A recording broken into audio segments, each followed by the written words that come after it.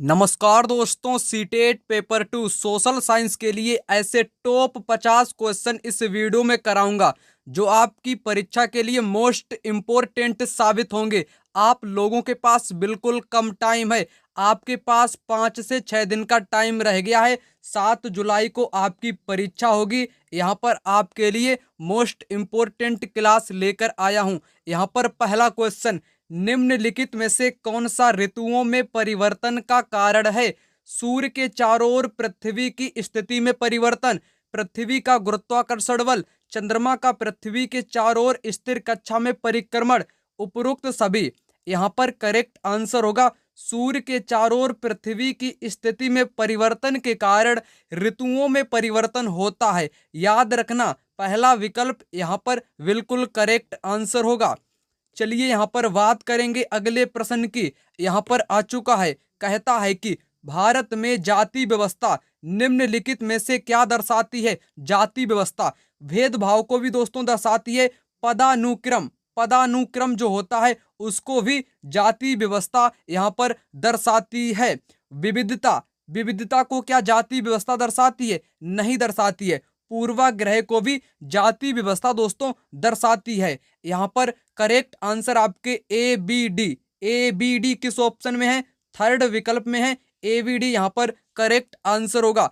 यहाँ पर आप समझिएगा, जो विविधता होती है, विविधता जैसे अपने उत्तर प्रदेश में, मध्य प्रदेश में अथवा दक्षिण भारत में सभी जगहों पर विविधता पाई जाती है। सभी व्यक्तियों की भाषा, बोली, खान पान, रहन सहन के तौर तरीके सभी के भिन्न होते हैं, वही विविधता कहलाती है। जैसे दक्षिण भारत में तेलुगु, तमिल, मलयालम इत्यादि भाषाएं बोली जाती हैं। वहीं पश्चिमी भारत में आपकी गुजराती बोली जाती है, मराठी बोली जाती है। वहीं उत्तर पूर्वी भारत की अगर मैं बात करूं, जैसे पूर्वी भारत की, बंगाल में बंगाली, असम में असमिया, तो ये सभी आपकी भाषाएं बोली जाती हैं। यही आपका क्या होता है? विविधता होता है। यानी कि जो जाति व्यवस्था होती है, जो कास्ट सिस्टम होता है, वो विविधता को नहीं दर्शाएगा, वो भेदभाव को भी दर्शाएगा। पदानुक्रम यानी कि जो पदानुक्रम, पद के अनुसार जो क्रम होता है वो भी दर्शाता है, पूर्वाग्रह को भी दर्शाता है। ठीक है ना? इसलिए आपको मैंने बताया ए बी डी इस क्वेश्चन का यहाँ पर राइट उत्तर होगा। आपको समझ में आ चुका होगा। यहाँ पर बात करेंगे अगले प्रश्न की। यहाँ पर कहता है, दक्षिणी अफ्रीका में भिन्न प्रजातियों के आधार पर लोगों को पृथक करने व अलग रहने के लिए पूर्व औपचारिक नीति को कहा गया था दोस्तों रंग भेद नीति। क्या कहा गया था? रंग भेद नीति, जो कि दक्षिण अफ्रीका में प्रजातियों के आधार पर अलग करने वाली एक सरकारी नीति थी। याद रखना। ठीक है, चलिए यहाँ पर बात करेंगे अगले प्रश्न की। यहाँ पर कहता है, भारत में ग्राम पंचायत के विषय में निम्नलिखित में से कौन सा कथन सही है? सही वाला बताना है। पहला यहाँ पर है, समुदाय के काम के लिए ग्राम पंचायत दान ले सकते हैं। क्या दोस्तों ग्राम पंचायत दान ले सकते हैं? जी हाँ, बिल्कुल ले सकते हैं। ग्राम पंचायत के पास स्थानीय कर लगाने की शक्ति होती है। क्या उनके पास स्थानीय स्तर पर कर लगाने की शक्ति होती है? अलग अलग राज्य पंचायत के विषय में अपने अलग अलग कानून बना सकते हैं। यहाँ पर करेक्ट होगा। ग्राम पंचायत का सचिव एक चुना हुआ सदस्य होता है। गलत। अनेक बार आपकी परीक्षा में दोस्तों पूछा गया है, ग्राम पंचायत का जो सचिव यानी कि जो सेक्रेटरी होता है वो क्या चुना हुआ सदस्य होता है? नहीं होता है। उसकी नियुक्ति दोस्तों सरकार के द्वारा होती है। सरकार के द्वारा सचिव की नियुक्ति होती है। याद रखना, याद रखना। यहाँ पर आपका डी गलत हो जाएगा। ठीक है, डी गलत होगा। यहाँ पर आपका राइट उत्तर होगा ए बी सी। कौन सा? ए बी और सी इस क्वेश्चन का राइट आंसर होगा। डी यहाँ पर गलत हो जाएगा। यहाँ पर बात करेंगे अगले प्रश्न की। क्वेश्चन नंबर 5 कहता है, नीचे दिए गए कथनों पर विचार कीजिए। पृथ्वी का अपने अक्ष पर घूमना घूर्णन कहलाता है। पृथ्वी की सूर्य के चारों ओर एक स्थिर कक्षा में गति को परिक्रमण कहते हैं। यहाँ पर दोस्तों दोनों ही कथन राइट दिए गए हैं। पृथ्वी का अपने अक्ष पर घूमना घूर्णन कहलाता है, जबकि चारों ओर स्थिर कक्षा में घूमना परिक्रमण कहलाता है। याद रखना दोस्तों, यहाँ पर आपके दोनों ही कथन कैसे होंगे? दोनों ही कथन यहाँ पर बिल्कुल राइट उत्तर हो जाएंगे। यहाँ पर आ चुका है आपका अगला प्रश्न। यहाँ पर देखते हैं क्वेश्चन नंबर 6 को, जो कि निम्नलिखित में से कौन सा भारतीय धर्म निरपेक्षता के संबंध में सही है? सही कथन आपको बताना है। राज्य धर्म, यहां पर है राज्य का हस्तक्षेप धर्म में संभव है। बिल्कुल, क्या संभव है? जी संभव है, यहां पर संभव है। राज्य धार्मिक मामलों में हस्तक्षेप नहीं कर सकता। कर सकता है दोस्तों, परंतु नहीं के कारण यहां पर गलत हो जाएगा। धर्म से सैद्धांतिक दूरी बनाए रखना, ये भी यहां पर करेक्ट होगा। धार्मिक प्रभुत्व को रोकने के लिए विभिन्न विभिन्न कार्य, ये भी कर सकता है, करेक्ट होगा। यानी कि दोस्तों बी यहां पर गलत है। बी जिन ऑप्शन में होगा वो यहां से उसको हटा देना आप, ठीक है। तो आपका बचेगा कौन सा? ए सी डी। ए सी डी यहां पर इस क्वेश्चन का दोस्तों राइट आंसर होगा। केवल और केवल यहां पर बी इस क्वेश्चन का जो कथन है वो यहां पर गलत होगा, याद रखना, ठीक है। चलिए बात करेंगे दोस्तों अगले प्रश्न की। क्वेश्चन नंबर 7 यहां पर आ चुका है। कहता है कि निम्नलिखित कथनों को पढ़िए। यहां पर खुशबू, कथन ए है खुशबू के बारे में। खुशबू 19, यानी कि यहां पर है 19 वर्ष नगर पालिका के चुनाव में मतदान करेगी। यानी कि खुशबू की उम्र है 19 वर्ष, वो नगर पालिका के चुनाव में मतदान करेगी। वहीं कमला की उम्र है 54 वर्ष, राष्ट्रपति के चुनाव में अपना मत डालेगी। सार्वभौमिक वयस्क मताधिकार के संबंध में वैध वैध विकल्प चुनिए। ए वैध है, बी वैध है, दोनों वैध है या कोई नहीं वैध है? आप लोगों को पता होगा जिसकी भी उम्र 18 वर्ष से अधिक हो चुकी होगी वो वोटिंग कर सकता है, मतदान कर सकता है। नगर पालिका के चुनाव होते हैं, ठीक है, उसमें मतदान कर सकता है कोई भी व्यक्ति। परंतु 54 वर्ष की जो कमला महिला है, ठीक है, वो क्या राष्ट्रपति का चुनाव करेगी? राष्ट्रपति का चुनाव आम जनता नहीं करती है, ठीक है, अप्रत्यक्ष रूप से इनका चुनाव होता है, ठीक है। तो राष्ट्रपति का चुनाव आपके कैसे होता है आप लोग जानते होंगे। जैसे हम तो चुन नहीं सकते राष्ट्रपति को, ना ही आप राष्ट्रपति को चुन सकते हो, वही बात यहाँ पर लागू होती है। यहाँ पर ए कथन राइट होगा, बी गलत होगा। केवल और केवल ए वैध है। ए यहाँ पर आपका वैध होगा, ठीक है। यहां पर बात करेंगे क्वेश्चन नंबर 8 की। ग्लोब को दो बराबर भागों में बांटने के लिए खींची गई काल्पनिक रेखा को कहा जाता है। ग्लोब, यहां पर आप समझिएगा, ग्लोब की बात कही गई है। यहां पर ले लेते हैं एक ग्लोब को, ठीक है, ये आपका है ग्लोब। इसको बीच बीच से एक रेखा काटती है जिसको क्या बोलते हैं? भूमध्य रेखा बोलते हैं। क्या बोलते हैं? भूमध्य रेखा। इसका दूसरा नाम क्या है? विषुवत रेखा। इसी को बोलते हैं विषुवत रेखा। यहाँ पर करेक्ट आंसर होगा विषुवत रेखा। भूमध्य रेखा को बोला जाता है विषुवत रेखा। एक चीज यहाँ पर और मैं आपको बताना चाहूंगा, ठीक है, बीच वाली आपकी रेखा हो गई कौन सी? ये आपकी हो गई विषुवत, जो कि 0 अंश मतलब कि 0 इक्वेटर पर स्थित होती है। इसके ऊपर आपकी कर्क रेखा होती है, कौन सी? कर्क रेखा। नीचे आपकी होती है मकर रेखा। मकर रेखा, कर्क रेखा का मान कितना होता है? 23.5 डिग्री उत्तरी गोलार्ध, क्योंकि ये उत्तरी गोलार्ध में स्थित है। मकर रेखा का मान भी 23.5 डिग्री दक्षिणी गोलार्ध होता है, क्योंकि ये दक्षिणी गोलार्ध में स्थित है। कर्क रेखा और मकर रेखा का जो बीच का क्षेत्र होता है इसको बोलते हैं उष्णकटिबंधीय क्षेत्र, याद रखना। आपको मैंने यहां पर बता ही दिया, विषुवत रेखा यहां पर इसका राइट आंसर होगा। कर्क रेखा का मान 23.5 डिग्री यहां पर होता है मतलब कि उत्तरी गोलार्ध में होता है। वहीं मकर रेखा इसके विपरीत में दक्षिणी गोलार्ध में हो जाती है। विषुवत रेखा आपकी 0 अंश की होती है, याद रखना जितना मैं आपको बताऊं। यहां पर क्वेश्चन नंबर 9 यहां पर आ चुका है। किसी के प्रति पूर्वाग्रही होने का अर्थ आपसे पूछा है। उन्हें नकारात्मक रूप से देखना, उत्तम श्रेष्ठ मानना, जो लोग भिन्न है उनका अनादर करना, समूह के सदस्यों के विरुद्ध भेदभाव करना। क्वेश्चन बड़ा महत्वपूर्ण है, आपके एग्जाम में दोस्तों पूछा गया क्वेश्चन है। यहां पर आपको बताना चाहूंगा पूर्वाग्रही का अर्थ क्या होता है। इसका अर्थ होता है एकदम नकारात्मक, नकारात्मक रूप से किसी को देखना, जो लोग भिन्न है उनका अनादर करना भी पूर्वाग्रही का मतलब होता है। विरुद्ध भेदभाव करना ये भी मतलब होता है, परंतु उन्हें उत्तम मानना अथवा सम्मान करना ये पूर्वाग्रही होने का अर्थ नहीं होता है। यानी कि बी आपका यहाँ पर गलत होगा। बी जिन ऑप्शन में है आपके बी, वो यहाँ से आप हटा दो, उसको फटाक से हटाइएगा यहाँ से बी वाले को। बचेगा आपका यहाँ पर लास्ट वाला ए सी डी ऑप्शन। यहाँ पर कौन सा राइट है आपका? ए सी डी।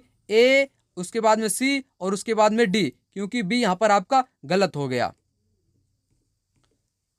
क्वेश्चन नंबर यहां पर 10, लद्दाख में किस धर्म के लोग तिब्बत का मौखिक संग्रह ग्रंथ केसर सागा को गाते हैं और उस पर नाटक खेलते हैं? ये क्वेश्चन आपके एग्जाम में 2 से 3 बार परीक्षा में आपके पूछा गया है, 2 से 3 बार, महत्वपूर्ण है। यहाँ पर ग्रंथ होना चाहिए आपका कौन सा ग्रंथ की बात कही गई है? केसर सागा ग्रंथ। जिसको कौन लोग गाते हैं? यहाँ पर मुसलमान और बौद्ध धर्म के लोग केसर सागा ग्रंथ को क्या करते हैं? गाते हैं, उस पर नाटक खेलते हैं। याद रखना, यहाँ ये तिब्बत का एक राष्ट्रीय ग्रंथ है जो कि लद्दाख में प्रचलित है। लद्दाख को छोटा तिब्बत बोलते हैं। किसको? छोटा तिब्बत किसको बोलते हैं? छोटा तिब्बत बोलते हैं दोस्तों यहाँ पर लद्दाख को। किसको? लद्दाख को छोटा तिब्बत बोलते हैं। इसके 3 कारण बताए गए हैं। एक तो आपका धार्मिक कारण हो जाएगा, धार्मिक। दूसरा दोस्तों भाषा हो जाएगी। तीसरा हो जाएगा भोजन। ये 3 कारणों के कारण लद्दाख को छोटा तिब्बत बोलते हैं। धार्मिकता के कारण, भाषाई के कारण और उसके भोजन के कारण। याद रखना। क्वेश्चन नंबर 11, यदि कोई स्थान ग्रीनविच से 20 अंश या 20 डिग्री पूर्व में स्थित है, तब ग्रीनविच और उस स्थान के समय में कितना अंतर होगा? ऐसे क्वेश्चन आपसे 1-2 जरूर से जरूर पूछे जाते हैं ज्योग्राफी से रिलेटेड। ऐसे क्वेश्चन कैसे करोगे? यहाँ पर तरीका आप जान लीजिएगा। यहाँ पर 20 डिग्री पूर्वी देशांतर में स्थित है ग्रीनविच से, टाइम आपसे पूछा है। याद रखना, ठीक है। एक चीज आप लोग यहाँ पर याद रखना, अगर यहाँ पर मैं बात करूं 1 अंश की, यानी कि 1 डिग्री में 4 मिनट होते हैं। 1 डिग्री में दोस्तों कितने मिनट होते हैं? 4 मिनट आपके होते हैं। इतना याद रखना। यहाँ पर 20 डिग्री दिया गया है, 20 डिग्री में कितने मिनट होंगे? 4 का गुणा आप 20 में कर दो, बस मिनट आपके निकल आएंगे, यानी कि 80 मिनट निकल आएंगे। 80 मिनट में दोस्तों घंटे कितने होते हैं? 80 मिनट में घंटे होंगे 1 घंटा और 20 मिनट। 1 घंटा 20 मिनट अर्थात 80 मिनट। 1 घंटा 20 मिनट। 1 घंटा 20 मिनट आपके है बी विकल्प में। यहां पर बी विकल्प इस क्वेश्चन का राइट आंसर हो जाएगा। क्वेश्चन नंबर 12 यहां पर आ चुका है। नीचे 2 कथन एवी खिलाफत आंदोलन के संदर्भ में है, इनको पढ़कर आपको यहां पर उत्तर देना है। 1920 में अंग्रेजों ने तुर्की के सुल्तान खलीफा पर बहुत सख्त संधि थोप दी थी। बिल्कुल करेक्ट, थोप दी थी, राइट यहां पर है। भारतीय मुसलमान चाहते थे कि पुराने ऑटोमन साम्राज्य में स्थित पवित्र मुस्लिम स्थानों पर खलीफा का नियंत्रण नहीं होना चाहिए, बल्कि वो चाहते थे कि खलीफा का नियंत्रण दोस्तों होना चाहिए। यहाँ पर नहीं के कारण आपका ये गलत हो गया। यहाँ पर ए सही है परंतु बी गलत है। ए सही है परंतु बी गलत है। 4 विकल्प यहाँ पर करेक्ट आंसर हो जाएगा दोस्तों, ठीक है ना। चलिए बात करेंगे अगले प्रश्न की। क्वेश्चन नंबर 13, महाजनपदों के राजाओं शासकों ने नियमित रूप से कर वसूले, निम्नलिखित में से कौन से स्रोत थे? फसलों पर भी महाजनपद के राजा कर वसूला करते थे, शिल्पकारों पर भी वसूला करते थे, व्यापारियों पर भी वसूला करते थे, परंतु तीर्थ यात्रियों पर वो कर नहीं वसूला करते थे। याद रखना, यानी कि वो जो पशुओं को चराने वाले व्यक्ति थे उन पर भी पशुओं पर जैसे दूध, दही, मक्खन इत्यादि उनको भी मतलब कि कर देना पड़ता था। फसल वाले किसान को भी देना पड़ता था, शिल्पकार यानी कि कारीगरों को भी देना पड़ता था, मजदूरों को भी देना पड़ता था, आखेटकों को भी देना पड़ता था, शिकारियों को भी देना पड़ता था, व्यापारियों को भी देना पड़ता था, परंतु एक चीज यहाँ पर है, तीर्थ यात्रियों को नहीं देना पड़ता था। डी आपका गलत है, बल्कि यहाँ पर ABC इस क्वेश्चन का दोस्तों राइट उत्तर होगा। ABC याद रखना, ये परीक्षा में पूछा गया क्वेश्चन है जो कि मोस्ट इंपोर्टेंट की श्रेणी में आता है। यहाँ पर दोस्तों इस चीज को आप यहाँ पर समझिएगा। NCERT को मैंने यहाँ पर लगाने का प्रयास किया है।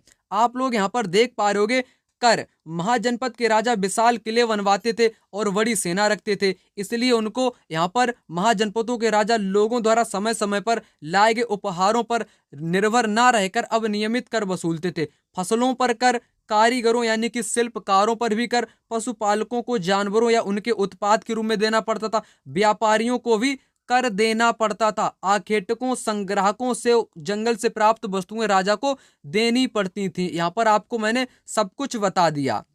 यहाँ पर बात करेंगे अगले प्रश्न की।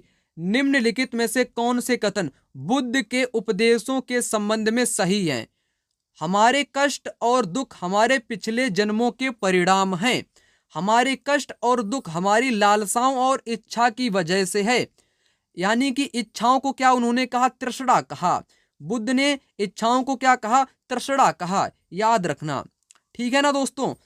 एक खुशहाल जीवन के लिए बुद्ध के सभी अनुयायियों को उनके उपदेश को मानना और पालन करना आवश्यक था। कोई भी आवश्यक नहीं था। बुद्ध के उपदेशों को मानना किसी भी प्रकार से आवश्यक नहीं था दोस्तों, ठीक है। मतलब कि आवश्यक नहीं था। यहां पर एक चीज आया है, सभी अनुयायियों को, सभी अनुयायियों, जिसका मन हो वो अपना सकता है, जिसका मन नहीं है वो नहीं पालन कर सकता है, ठीक है। तो यहां पर आपका सी गलत होगा, बल्कि ए बी इस क्वेश्चन में राइट होंगे। ए और बी आपके सेकेंड विकल्प में है, इसलिए सेकेंड विकल्प यहां पर राइट उत्तर हो जाएगा। यहां पर आ चुका है अगला प्रश्न। भारतीय संविधान में एक प्रावधान है जो कि सरकार द्वारा सत्ता के मनमाने इस्तेमाल से जनता को बचाता है। निम्नलिखित में से उसकी पहचान कीजिए। यहां पर होगा आपका, क्या होगा दोस्तों? मौलिक अधिकार।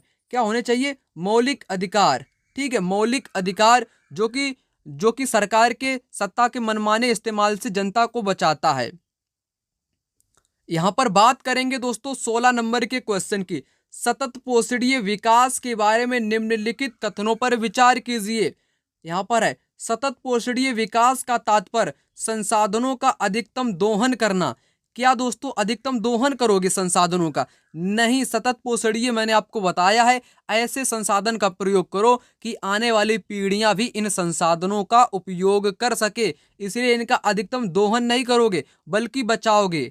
सतत पोषणीय विकास के अभाव में अनवीकरण संसाधन निश्चित रूप से शीघ्र समाप्त हो सकते हैं। बिल्कुल दोस्तों समाप्त हो सकते हैं, ठीक है। तो यहां पर आपके केवल बी सही है, केवल बी सही है, ए गलत है। यहां पर 4 विकल्प इस क्वेश्चन का राइट जवाब होगा। यहां पर आ चुका है अगला प्रश्न। समय रेखा इतिहास के शिक्षण में क्यों इस्तेमाल की जाती है? समय रेखा, समय रेखा कारण एवं प्रभाव को दर्शाने के लिए, संगठन की आंतरिक संरचना, यहां पर गलत होगा, दो काल खंडों के मध्य संबंध स्थापित करने के लिए। यहां पर करेक्ट आंसर होगा दो काल खंडों के मध्य संबंध का पता लगाने के लिए। ऑप्शन नंबर थर्ड यहां पर राइट आंसर हो जाएगा।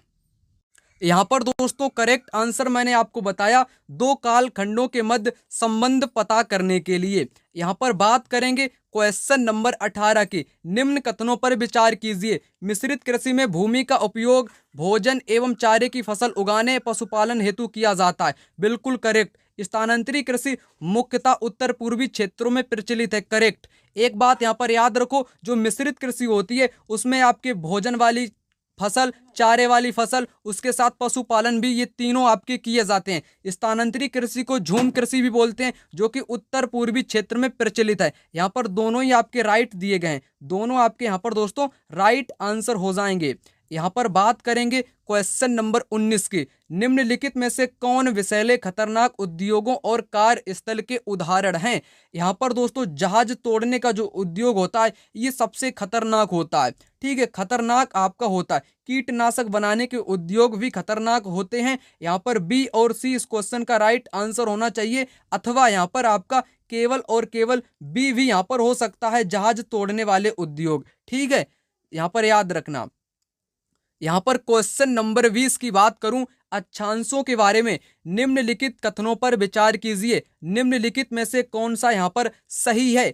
हमने आपको क्या बताया था, जो आपकी मकर रेखा होती है वो दक्षिणी गोलार्ध से होकर गुजरती है, जिसका मान कितना होता है? 23.5 डिग्री दक्षिणी गोलार्ध में होता है। ये यहाँ पर आपका गलत दिया गया, 23.5 दक्षिण में आपकी मकर रेखा होती है। यहाँ पर ये भी गलत है। कर्क रेखा आपसे उत्तरी गोलार्ध से होकर गुजरती है। कहाँ से गुजरती है? उत्तरी गोलार्ध से गुजरती है। करेक्ट यहाँ पर थर्ड वाला होगा। यहां पर दोस्तों आ चुका है 21 नंबर का क्वेश्चन। निम्नलिखित में से कौन से पुरापाषाण स्थल से चूना पत्थर से बने औजार मिले हैं? चूना पत्थर से बने औजार जो मिले हैं वो मिले हैं हुंसगी। हुंसगी ये आपका है कर्नाटका में। कहां पर? कर्नाटका में है। इनाम गांव कहां पर है? महाराष्ट्र में है। घोड़ नदी के किनारे है, पुणे में है, याद रखना। कोल्डी हवा ये उत्तर प्रदेश में है। ब्रह्मगिरी ये भी आपके कर्नाटक में। ब्रह्मगिरी कहाँ है? ये भी दोस्तों कर्नाटक में है। याद रखना जितना मैं आपको यहाँ पर बताऊं।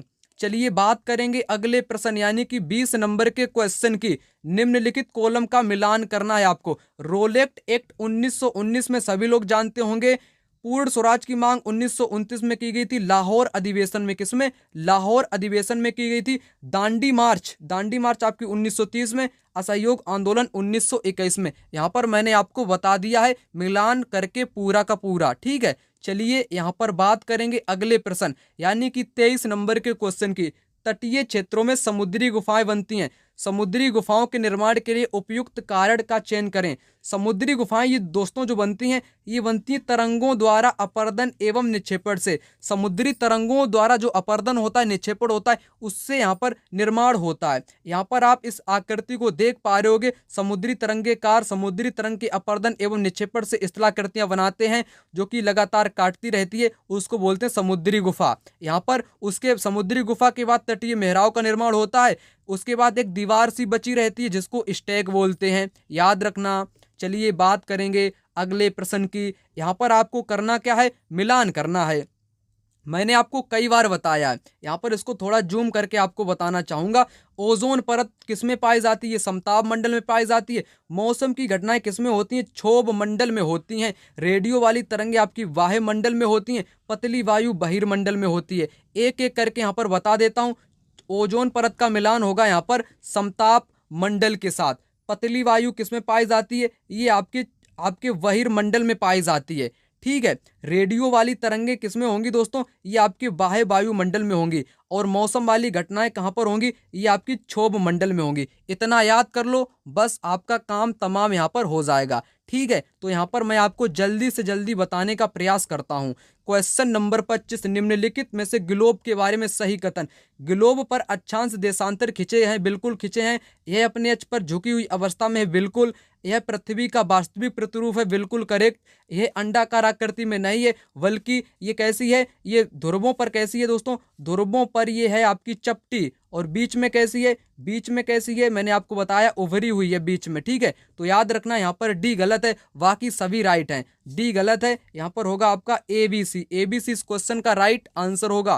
क्वेश्चन नंबर 26, राज्यपाल के संदर्भ में यहाँ पर विकल्प आपको बताना है। राज्यपाल राज्य का मुखिया कहलाता है, बिल्कुल करेक्ट। राज्यपाल की नियुक्ति राज्य सरकार द्वारा की जाती है, बिल्कुल गलत, बल्कि केंद्र सरकार के द्वारा की जाती है। चुनाव के बाद राज्यपाल मुख्यमंत्री और अन्य मंत्रियों की नियुक्ति करता है, बिल्कुल करेक्ट करता है। बी यहाँ पर गलत है। यहाँ पर आपका कौन सा राइट होगा? ए और सी। ए सी किस में है आपके? ए सी है आपके थर्ड विकल्प में। थर्ड वाला यहाँ पर राइट आंसर हो जाएगा। क्वेश्चन नंबर 27, डॉक्टर अंबेडकर ने औपनिवेशिक काल के दौरान मंदिर प्रवेश आंदोलन की अगुवाई की थी, बिल्कुल की थी। अंबेडकर चाहते थे कि लोग यह देखें कि समाज में जातीय पूर्वाग्रहों की जकड़ कितनी मजबूत है। दोनों ही कथन आपके यहाँ पर कैसे होंगे? राइट होंगे, सही व्याख्या भी यहाँ पर करते हैं।